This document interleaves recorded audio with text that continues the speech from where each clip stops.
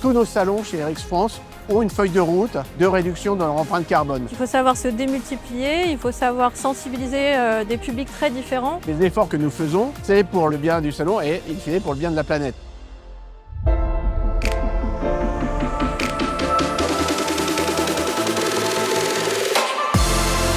Eric France et l'ensemble des filiales de Eric dans le monde se sont engagés à organiser des événements de plus en plus vertueux et de plus en plus durables. Concrètement, réduire l'empreinte carbone de tous nos événements, avec l'objectif de diminuer par 2 l'impact carbone de nos événements d'ici 2030 et d'arriver au net zéro carbone en 2040.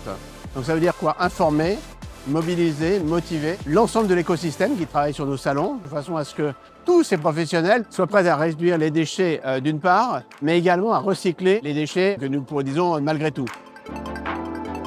Concrètement, nous avons sensibilisé l'ensemble de nos équipes aux enjeux RSE sur les salons et les directions de salon ont une feuille de route qui leur permet de suivre les différentes actions qu'ils engagent.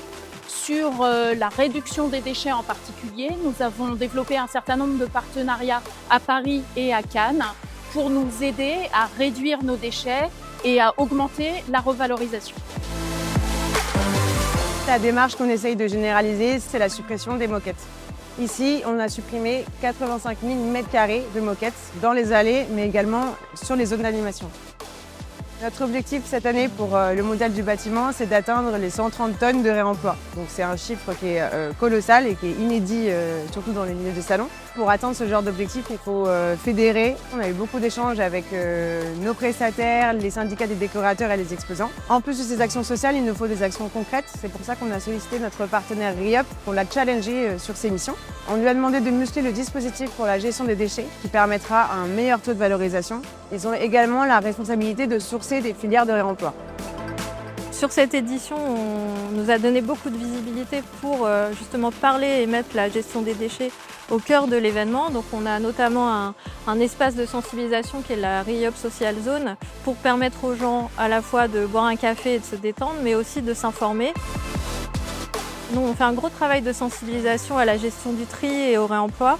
Donc on a créé des outils, le guide de gestion des déchets qui a été diffusé en amont de l'événement.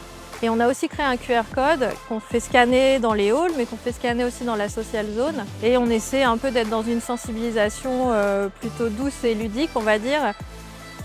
Dans notre guide de gestion des déchets, on va expliquer à la fois le réemploi, mais on va aussi parler du tri des déchets, qui est orchestré par Millennium.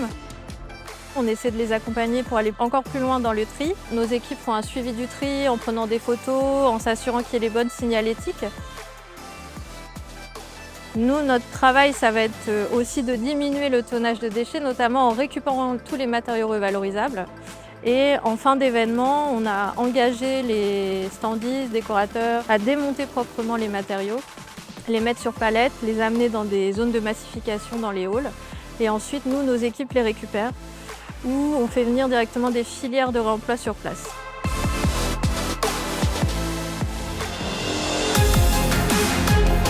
Le salon doit rester un lieu convivial, propice à la rencontre, aux affaires. On continue à faire des salons de très haute facture, ils sont juste de plus en plus vertueux.